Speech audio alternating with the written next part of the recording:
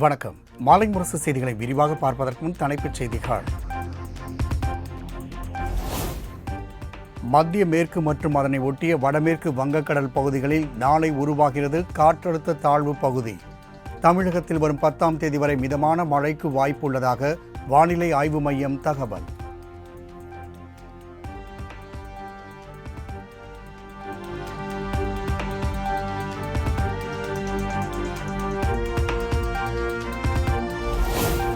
அரசுமுறை பயணமாக புரூனே சென்ற பிரதமர் மோடி அந்நாட்டு சுல்தான் ஹாஜி ஹசன் அல் போல்கியாவுடன் சந்திப்பு.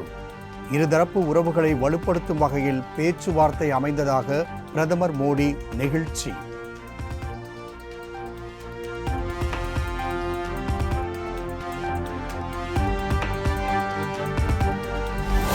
சிங்கப்பூர் சென்றடைந்தார் பிரதமர் மோடி. விமான நிலையத்தில் அந்நாட்டு அரசு சார்பில் உற்சாக வரவேற்பு.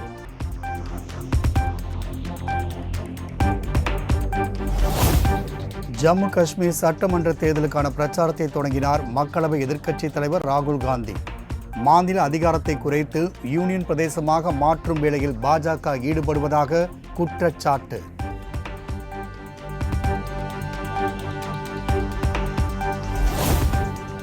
ஜம்மு காஷ்மீர் ஆளுநர் தன்னை ஒரு மன்னர் போல நினைத்து செயல்படுவதாக ராகுல் காந்தி விமர்சனம். சட்டமன்ற தேர்தலில் கொள்கைகளுக்கு இடையில்தான் மோதல் எனவும் பேச்சு.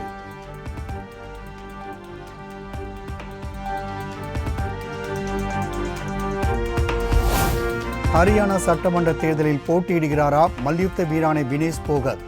மக்களவை எதிர்க்கட்சித் தலைவர் ராகுல் காந்தியுடன் வினேஷ் போகத், பஜ்ரங் புனியா திடீர் சந்திப்பு.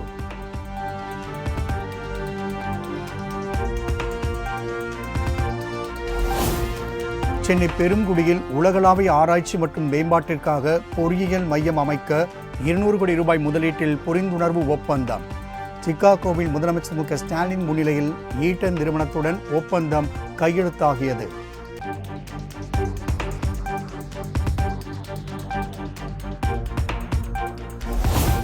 அஷ்யூரன்ட் நிறுவனத்துடன் இந்தியாவின் முதல் உலகளாவிய திறன் மையத்தை சென்னையில் அமைத்திட தமிழ்நாடு அரசு புரிந்துணர்வு ஒப்பந்தம். சிகாகோவில் முதலமைச்சர் மு க ஸ்டாலின் முன்னிலையில் ஒப்பந்தம் கையெழுத்து.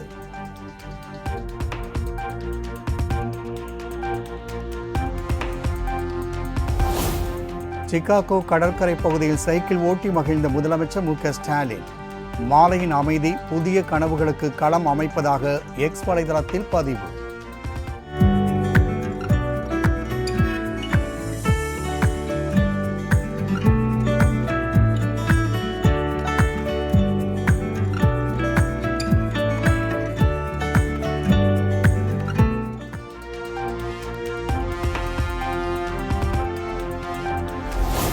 மூன்றாவது முறையாக பாராலிம்பிக்கில் பதக்கம் வென்றுள்ள மாரியப்பன் தங்கவேலுவுக்கு முதலமைச்சர் மு க ஸ்டாலின் பாராட்டு. நமது தங்க மகனின் வெற்றி பயணம் தொடர வாழ்த்துவதாக எக்ஸ் வலைதளத்தில் பதிவு.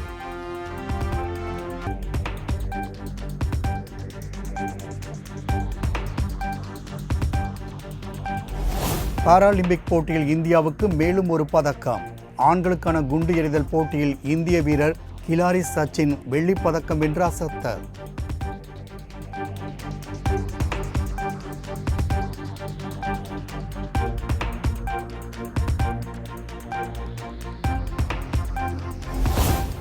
கார் பந்தயத்திற்கு உடனடியாக அனுமதி வழங்கும் அரசு விஜய் கட்சி மாநாட்டிற்கு ஏன் அனுமதி வழங்கவில்லை? விஜயின் கட்சி முதல் காட்சி வரை அனைத்திலும் திமுக பிரச்சனை செய்வதாக தமிழிசை குற்றச்சாட்டு. ஒரு புதிய கட்சி தொடங்கும் பொழுது நீங்க ஒரு கார் ரேஸுக்கு எவ்வளவு தூரமா எவ்வளவு அட்ஜஸ்ட்மெண்ட் பண்ணி எல்லாத்தையும் கொண்டு வந்துட்டீங்க. ஆனா ஒரு இடத்துல அவரும் பாவம் மாத்தி மாத்தி மாத்தி இடத்த சொல்லிக்கிட்டு இருக்காரு. நீங்க கொஸ்டின் பேப்பரை கொடுத்துட்டே இருக்கீங்க. அவர் என்ன பரீட்சை எழுதி கொஸ்டினுக்கு ஆன்சர் பண்ணி என்னமா அவர் மாநாடு நடத்த ஏன் அவ்வளவு பயம்னு.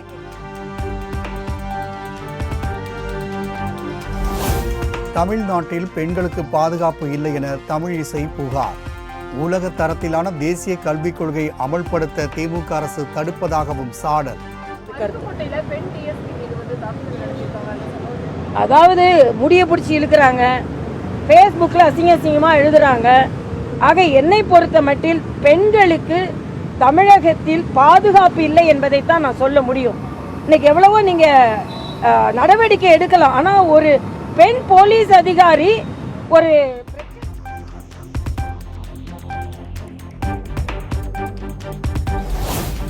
சென்னையில் மெட்ரோ ரயில் பணிகளால் மக்கள் பாதிப்படையாத வகையில் நடவடிக்கை எடுக்கப்படும் என அமைச்சர் உதயநிதி ஸ்டாலின் உறுதி. அதிகாரிகள் ஆய்வின் போது மக்கள் பிரதிநிதிகளை அழைத்துச் செல்ல அறிவுறுத்தப்பட்டுள்ளதாகவும் விளக்கம். மக்கள் பிரதிநிதிகள் அனைவரும் மக்கள் பணியில் நீண்ட அனுபவம் உள்ளவர்கள். பேரிடர் காலங்களில் அவர்கள்தான் மக்களுடைய கேள்விகளை நேரடியாக எதிர்கொள்ள இருப்பவர்கள். எனவே அவர்களுடன் தொடர்பில் இருந்து அவருடைய கோரிக்கைகளை கேட்டு இணைந்து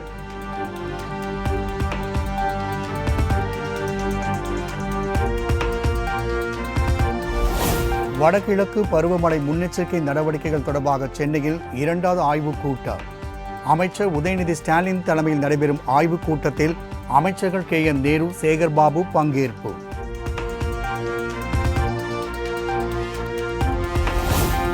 சட்டவிரோத பணப்பரிமாற்ற தடை சட்ட வழக்கில் இருந்து விடுவிக்க கோரிய மனுவை திரும்பப் பெற்றார் முன்னாள் அமைச்சர் செந்தில் பாலாஜி. மனுவை தள்ளுபடி செய்து சென்னை உயர்நீதிமன்றம் உத்தரவு.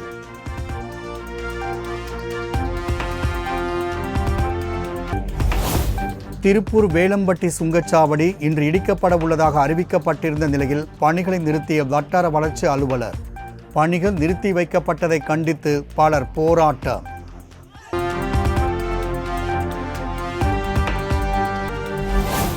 சீனா நூடுல்ஸ் ஆய்வுக்கு அனுப்பப்பட்டுள்ளது. முடிவு வந்ததும் நடவடிக்கை எடுக்கப்படும். திருச்சியில் நூடுல்ஸ் சாப்பிட்டு மாணவி உயிரிழந்த விவகாரம் தொடர்பாக அமைச்சர் மா சுப்பிரமணியன் விளக்கம். இருந்து இறக்குமதி செய்யப்பட்டு ஸ்டாக் வைத்திருக்கிற ஒரு கோடோனில் ஆய்வு செய்த போது 800 கிலோ இது போன்ற புல்டாக் நூடுல்ஸ் என்பது இருந்தது கண்டறியப்பட்டது. அவற்றை ஆராய்ந்த போது அது எல்லாமே எக்ஸ்பைரி ஆகியிருந்தது. எனவே அந்த எக்ஸ்பைரி ஆகியிருந்த நிலையில் இருந்த அந்த உணவுப் பொருட்கள் உடனடியாக கைப்பற்றப்பட்டிருக்கிறது, பறிமுதல் செய்யப்பட்டிருக்கிறது.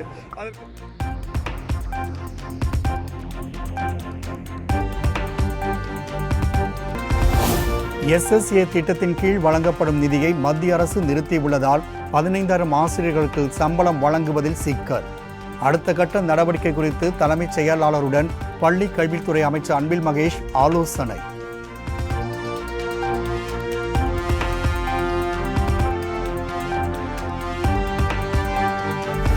காவிரியில் இருந்து தண்ணீர் எடுப்பதற்காக அதிக குதிரைத்திறன் கொண்ட மின் மோட்டார்களை எடப்பாடி பழனிசாமி பயன்படுத்தியதாக தொடரப்பட்ட வழக்கு. தமிழ்நாடு அரசு எடப்பாடி பழனிசாமி மற்றும் அவரது உறவினர்கள் உட்பட 31 பேர் பதிலளிக்க சென்னை உயர்நீதிமன்றம் உத்தரவு.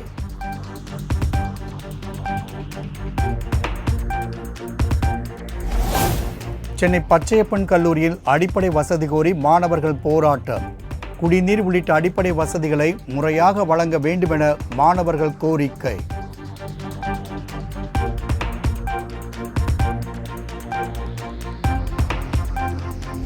அண்ணா பல்கலைக்கழகத்திற்கு மர்ம நபர் இமெயில் மூலம் வெடிகுண்டு மிரட்டல்.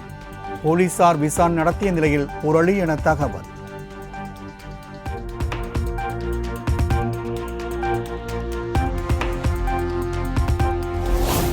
நாம் தமிழர் கட்சியின் ஒருங்கிணைப்பாளர் சீமான் மீது வன்கொடுமை தடுப்பு சட்டத்தின் கீழ் வழக்கு பதிவு செய்யப்பட்ட நிலையில் விசாரணை தொடக்கம். சம்மன் அனுப்பி விசாரணை செய்ய பட்டாபிராம் போலீசார் முடிவு.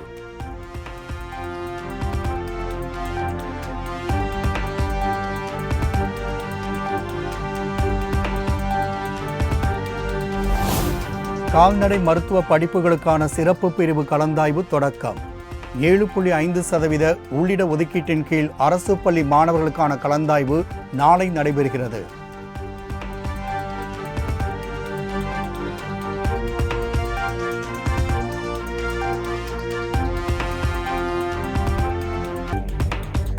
சென்னை ஓமந்தூரார் மருத்துவமனை வளாகத்தில் மருத்துவ மாணவர் தற்கொலை. MD பொது மருத்துவம் படித்து வந்த மாணவர் தற்கொலை குறித்து போலீசார் விசாரணை.